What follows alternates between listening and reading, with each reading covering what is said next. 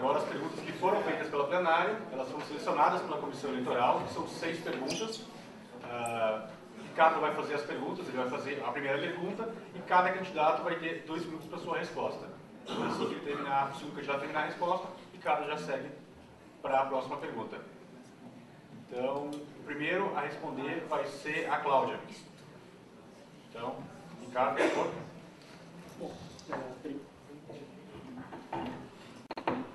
Bom, primeira pergunta feita por um aluno. De que forma vocês, na gestão de vocês, avaliariam a equalização de... Estou reformulando a pergunta. A equalização da formação técnica com a formação pedagógica do corpo docente. Pode repetir para mim, por favor? De que forma pode-se equalizar a formação técnica com a formação, com a formação pedagógica dos docentes? De que forma isso pode ser avaliado? Eu imagino que isso diga respeito à formação pedagógica dos nossos docentes que ainda não têm essa formação pedagógica. Nós estamos justamente fazendo o processo de formação de professores. Nós temos aqui no Campus Caxias uma turma de formação de professores que é justamente para promover essa equalização, de certa forma, trazer o conhecimento técnico e junto o conhecimento pedagógico. Nós estamos em Bento também fazendo isso, digamos assim, ofertando para os nossos professores essa possibilidade. Eu só não entendi bem se o processo de avaliação, que se diz respeito aí no final, diz respeito à avaliação da parte pedagógica do professor em sala de aula, se é nesse sentido. Mas se é nesse sentido, nós já temos instrumentos, inclusive, como é o caso da própria comissão permanente de avaliação, que faz a avaliação ao longo da instituição e dos segmentos escolares periodicamente. Tá? Então, são duas coisas que eu estou tentando responder, se eu entendi bem a pergunta. Primeira é essa: nós estamos ofertando formação de professores para os nossos professores com formação técnica, tá? Para que eles melhorem a sua parte pedagógica e, obviamente, possam também dar aulas melhores. E a segunda é a parte da avaliação desta parte pedagógica que nós estamos fazendo aí, já fizemos o ano passado, tá? E isso é feito periodicamente, né, para que a gente possa avaliar a instituição. Tá? Eu acho que é essa a resposta.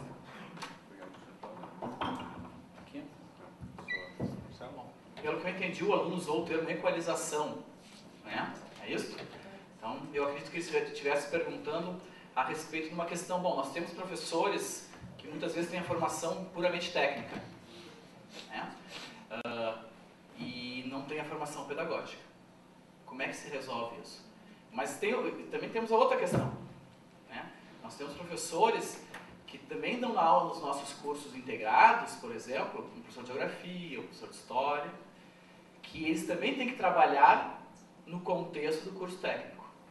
Então, certamente para os professores que vêm das áreas mais duras, né, professores de ciência de computação, enfim, os professores nós temos que dar a formação pedagógica. E sim, cursos como esse que a professora citou são fundamentais para isso. Nós temos que permitir que os professores façam essa capacitação. Nós temos que dar condições, inclusive em termos de regime de trabalho, de horário. Isso é fundamental. E nós também temos que fazer a transposição dos outros professores para a parte técnica, né? Nós precisamos que um professor de geografia, quando está dando aula de geografia, contextualize a matéria para aquele aluno de informática, para ele perceber que aquilo também é importante quando ele for ser um profissional. Então nós temos um arranjo duplo que tem que ser feito, um preparo pedagógico duplo. Tá? Isso é trabalho, evidentemente, que os nossos campi têm de fazer ao longo do tempo. As direções de ensino têm que proporcionar essa integração, as direções de ensino têm que necessariamente perceber essa realidade para que a gente possa superar essa dicotomia. Eu começo a explicar. Bom, uma pergunta de segmento técnico-administrativo sobre carga horária. Qual a sua posição da carga horária de docentes e técnico-administrativos? 30 horas técnico-administrativos e 32 horas docente. 2 minutos. Bom, estamos tratando da questão da flexibilização, né, na nossa jornada de trabalho. Nós temos sempre que perceber qual é o objetivo dessa flexibilização. Se a gente propõe a redução da jornada de trabalho porque queremos trabalhar menos, então aí nós temos um problema. Essa não é uma reivindicação razoável. Se nós propomos a flexibilização da jornada de trabalho porque queremos trabalhar melhor, então nós temos um objetivo interessante. Na questão dos técnicos administrativos, acho sim, acredito, que podemos efetivar a jornada de trabalho de 30 horas, desde que saibamos que, ao reduzirmos a nossa jornada de trabalho de 30 horas, nós temos que estar dentro da lei, tem as questões do horário dos setores. Não podemos considerar que reduzimos nossa jornada de trabalho para 30 horas e agora temos que pedir mais servidores. Então, a redução é possível, contanto que essa redução seja usada para melhorar o ambiente, para que a questão criativa aconteça. A mesma coisa os docentes. Os docentes têm que ser cobrados, por exemplo, em pesquisa e extensão, não pela hora sentado aqui dentro, mas sim pelo resultado dos artigos publicados, dos eventos realizados, dos cursos anotados. Então essa flexibilização tem que sempre levar em conta o contexto. Eu sou a favor, mas tem que ser pela razão correta.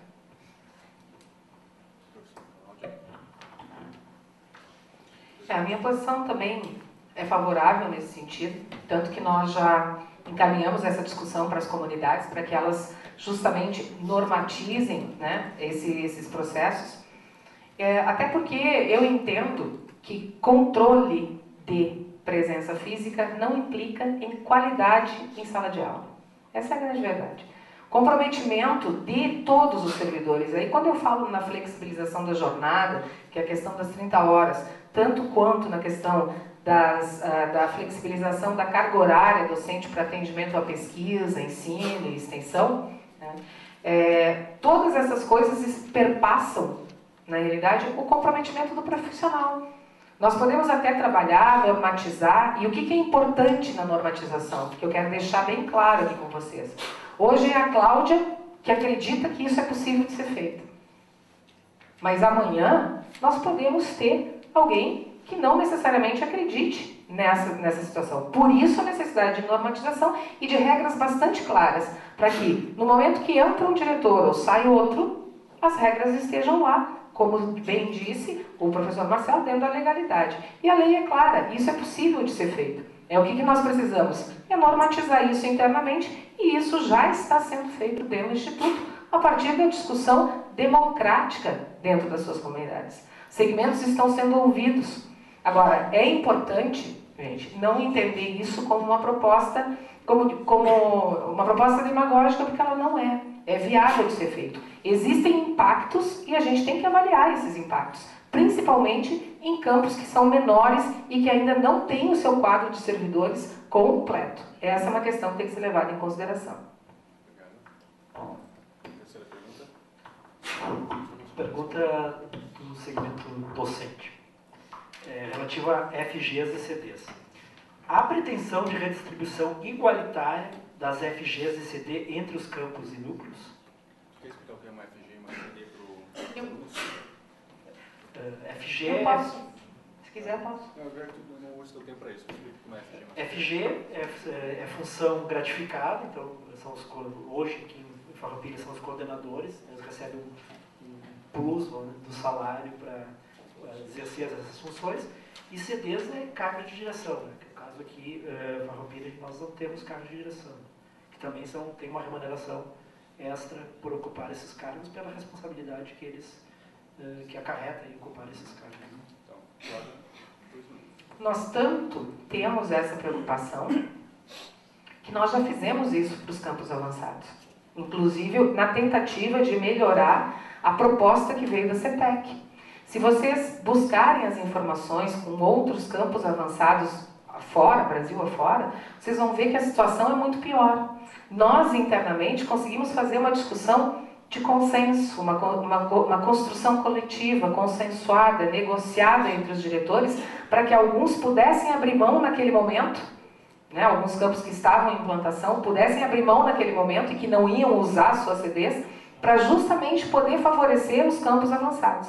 Para que vocês tenham uma ideia, a proposta que veio da CETEC era uma CD para o diretor, um cargo de direção para o diretor, e 2 FGs. E hoje Farroupilha já tem uma CD, que foi o que nós conseguimos, não era uma CD4, uma CD3, mas 9 outras FGs. Portanto, é uma composição de 10 funções gratificadas que já existem aqui no campus Farroupilha e que não teria sido possível se a gente não tivesse feito essa negociação junto com todos os outros diretores, né, que justamente se disponibilizaram a fazer, a melhorar essa situação do organograma. Agora, o tratamento tem que ser igualitário. As pessoas precisam conhecer as realidades dos campos. Essa é a grande verdade. As pessoas precisam sair do seu campus e saber que aqui em Farroupilha nós temos 500 alunos, que em Ibirubá nós temos também 500 alunos, e sendo, lá no caso, 103 hectares para serem geridos. Essa é a realidade, porque só a partir dessa realidade a gente consegue ser solidário e enxergar o outro, deixar de enxergar o seu umbigo para enxergar o outro.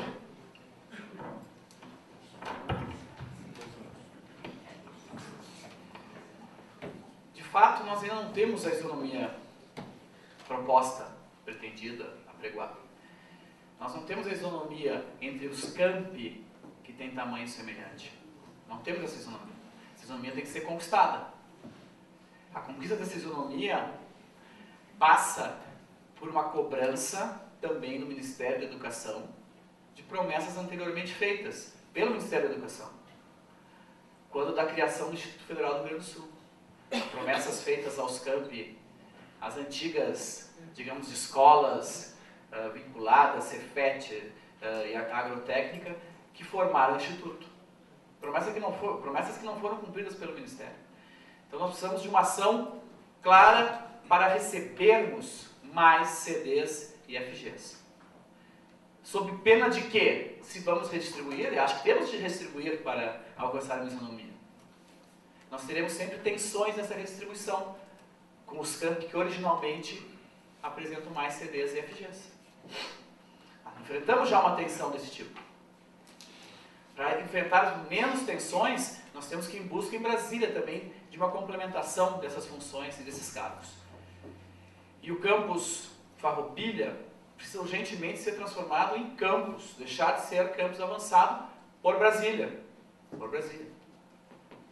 Há uma promessa, mas é uma promessa que nós lutamos no corredor.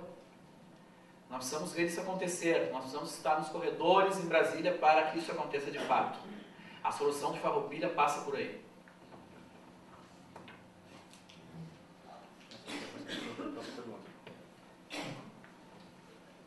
O tema da pergunta é representação direta no Consup. O núcleo não tem representação direta no Consup, Conselho Superior.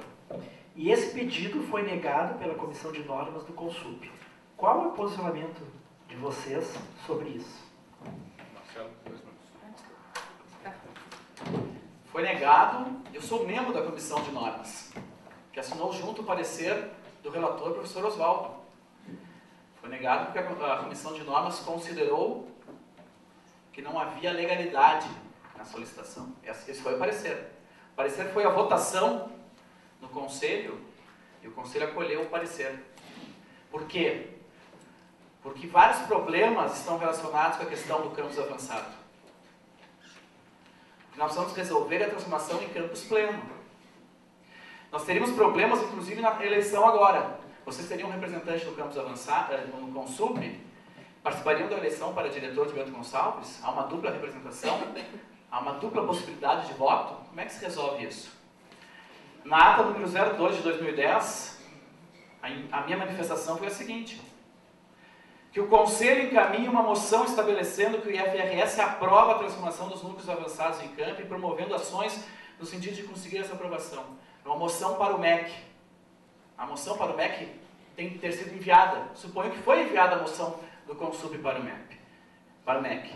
E a reitora apresentou a proposta de fazer um questionamento ao Ministério da Educação e uma consulta jurídica com o intuito de obter subsídios para definir com clareza a quem os núcleos avançados devem se reportar. Quem fará a descentralização financeira, qual o seu... Em suma, poder definir de quem será a responsabilidade pelo andamento das atividades. A comissão Não recebeu a resposta dessa consulta. Não recebeu. Então, o que nós precisamos é transformar em campus pleno. Essa transformação ocorre em Brasília. Eu espero que na fase 3 ocorra. Espero que na fase 3 a expansão ocorra. De novo, as palavras jogadas ao vento, elas são bastante fáceis de dizer. Mas a verdade é simples, e bem mais simples. Não é só Brasília que tem que reconhecer os campos avançados. Os outros campos também têm que reconhecer isso. A começar pelo campus do professor Marcelo, que não consegue reconhecer isso nas comissões onde eles têm assento. Engraçado é que em todos os comitês propostos pela reitoria, comitê de ensino, comitê de pesquisa, comitê de extensão, comitê de regimento, em todos os em todos os comitês que são designados pela reitoria, o campus avançado tem assento. Agora, no Consup, onde nós temos representação de outros campos, isso não consegue andar. E se eu fiz um questionamento de que nós deveríamos buscar um amparo legal ou jurídico sobre isso, é justamente porque nós entendemos que quanto mais cedo nós resolvermos isso, melhor. E aí, professor Marcelo, eu quero lhe dizer o seguinte, para alguns casos vale a lei, para outros não vale a lei. Essa tem sido a sua postura. Tem sido, inclusive, dentro do próprio Conselho Superior. Quando o senhor, e não só no Conselho Superior, como nos debates, quando o senhor diz, por exemplo, que nós não precisamos esperar a lei para fazer eleição de diretor. Mas temos sim, como o senhor disse no debate, em outros debates passados, que sim, a lei tem que ser respeitada para a representação do Consup. É assim, a coerência a gente vê nas ações, a gente não vê nas palavras. A coerência a gente vê no dia a dia, quando a gente recebe comissão do campus Farroupilha para reconhecer a representatividade. É assim que a gente faz, é nas ações. Não é simplesmente dizendo, foi assim, foi assado, é assim. As palavras são fáceis de serem jogadas.